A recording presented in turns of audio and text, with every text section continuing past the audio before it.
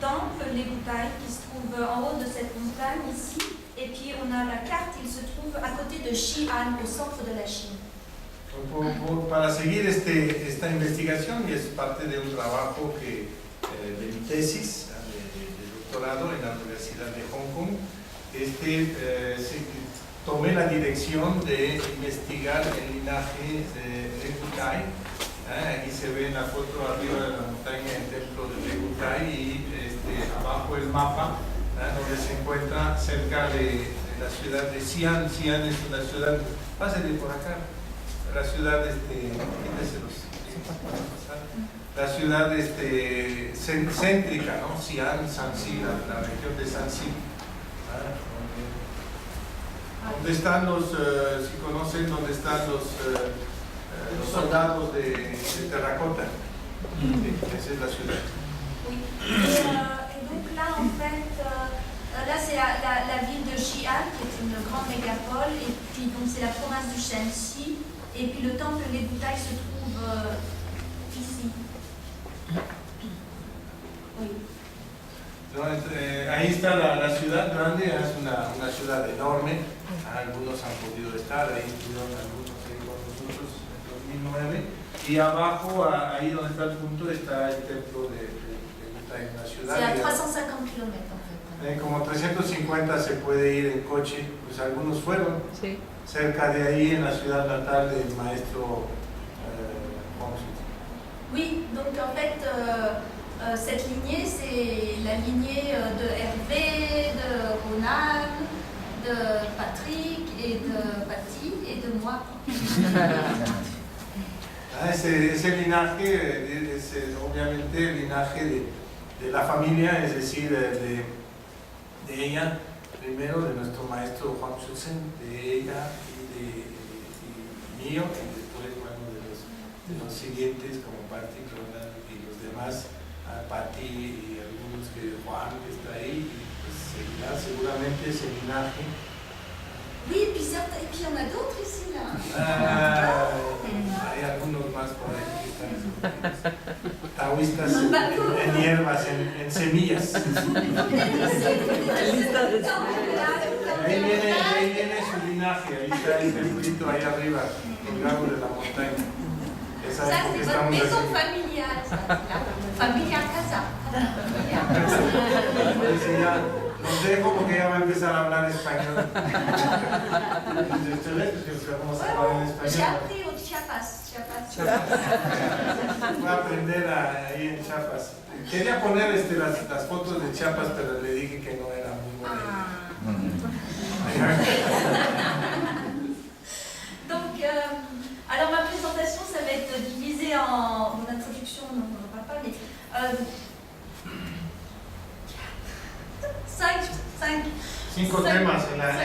cinco temas dentro de la voilà. presentación para que vayan más o menos. Donc d'abord, je vais vous présenter le contexte légal et politique du taoïsme contemporain en Chine.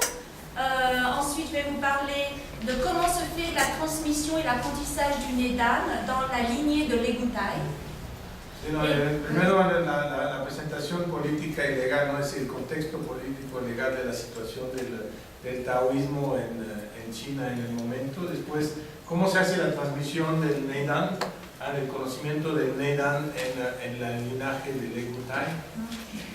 La troisième partie, ça va être présenter les différents temples qui ont été reconstruits dans la lignée des Legutai. Después de todos los templos que han sido reconstruidos en el linaje de Legutai. Et la quatrième partie, ça va être pour parler comment on présente la religion taoïste sous forme d'une culture. Maintenant, ça a été un des changements qui a eu lieu en Chine. ¿Cómo se presenta entonces este proceso, ese concepto de religión hoy en día es como una cultura? Et le cinquième partie, ça va être un exemple des grands événements qui ont eu lieu pour promouvoir la culture taoïste en Chine et qui sont le 3e forum international. Et je vais vous présenter un petit peu l'importance que ça a en Chine. Y el último capítulo de la presentación del tercer foro internacional que hubo el año pasado, donde estuvimos participando, y la importancia que tiene este foro a nivel national de Chine. Voilà, donc d'abord la situation politique et légale du taoïsme en Chine. Donc comme je disais, à partir de 1979, légalement, les temples ont été autorisés à réouvrir. Il y a eu et il y a encore des débats sur qu'est-ce que la religion en Chine. C'est les Chinois eux-mêmes, le gouvernement et les universitaires qui se posent la question, est-ce que la religion est utile en Chine? Il y a des régulations qui ont été mises en place par le Bureau des affaires religieuses. Voilà. Entonces, el primer tema es, bueno, lo que hoy en día la pregunta que se hacen muchos del gobierno universitario sobre si realmente la religión es un proceso útil dentro de las sociedades. Todavía está discutido mucho este proceso porque muchos no les interesa la religión o no es conocido. ¿Qué es la religión para los chinos? Donc en fait, quand on rentre dans un temple, tout le temps, dans une des pièces principales où on reçoit les invités, il y a toujours ces affiches-là qui sont les régulations légales du temple.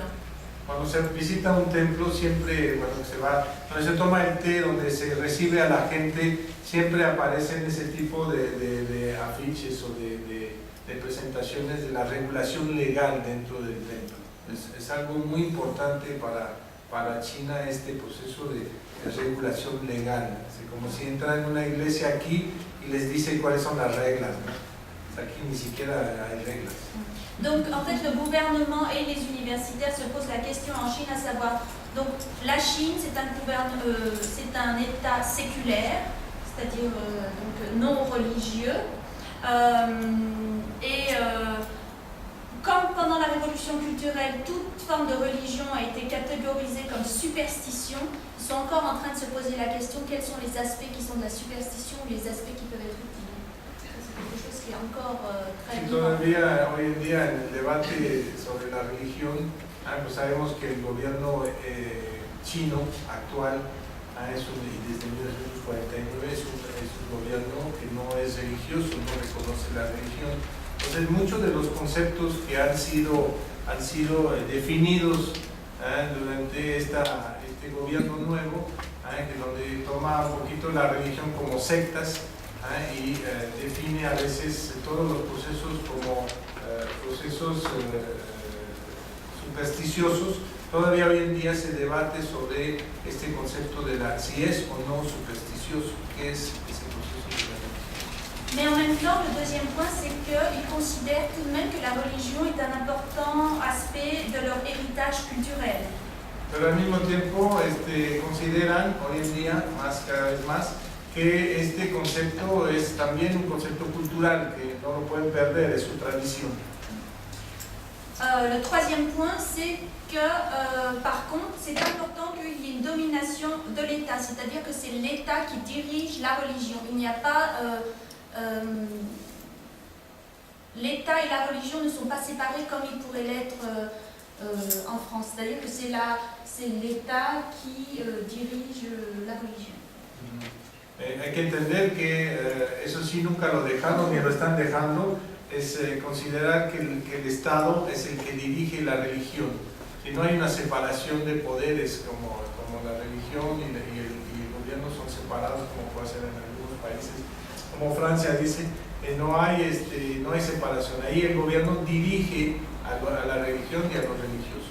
Et donc par exemple en Chine il y a le département des religions. Por eso en China hay un departamento de los asuntos religiosos. Conocen, ¿no? a Zhang Zhanyong, nuestro viceministro, pero hay un ministro que se encarga de todos los asuntos religiosos dirigidos por el gobierno. Un autre des points positifs, c'est qu'ils considèrent que la religion est un système de valeurs qui peut être utile à la société puisqu'il enseigne des valeurs d'éthique, de comportements qui sont positifs dans la société. Y hay un sistema, es interesante, lo están viendo como un proceso interesante porque la religión enseña valores. Entonces esos valores es importante, puede ayudar en la educación de la población, como son la ética, como tipo de valores que puedan ayudar a una sociedad. Le cinquième point, cependant, c'est que le gouvernement a peur qu'il y ait une influence extérieure qui passe à travers la religion, à savoir des manipulations de pays extérieurs, comme par exemple les États-Unis, qui, à travers la promotion du christianisme, pourraient déstabiliser la politique en Chine. En fait. Sí. Por otro lado, hay un gran miedo del gobierno chino de que utilicen la religión otros grupos, a veces grupos políticos, a veces extranjeros, y que utilicen este concepto para poder entrar. Por ejemplo, tienen miedo que Estados Unidos entre a través del cristianismo y empiece a utilizar estos grupos para hacer tipo como terrorismo. Tout ça pour dire que c'est compliqué. Todo esto para decir que es complicado. La situation de la religion en Chine est compliquée. La situación de la religión en China es un proceso muy complejo. Cependant, il y a des lois qui sont très claires. Por otro lado, hay leyes que son muy claras. Depuis 1979, il a été écrit dans la Constitution en Chine que donc, les citoyens ont le droit à la liberté de religion. Donc ils peuvent croire à la religion qu'ils veulent. Desde 1979, desde que ya levantaron como este embargo, entonces hay dentro de la ley un proceso donde se autoriza a cualquier ciudadano a poder tener una libertad religiosa, si puede pensar o tomar cualquier religión. Cependant, il y a des systèmes de contrôle qui font en sorte qu'on s'assure que les personnels, les employés religieux suivent la loi, font preuve de patriotisme, de socialisme, etc. Entonces, por otro lado, hay todo un sistema de control de los empleados religiosos, ahora sí que empleados del gobierno religiosos, para estar seguro de que ellos estén enseñando un proceso que corresponde, como puede ser el patriotismo, puede ser el socialismo, es decir, que haya un seguimiento de su trabajo. Que les documents imprimés, que ce soit des livres ou alors des pliants, etc., d'ordre religieux, sont contrôlés par le gouvernement pour savoir ce qui est dit dedans.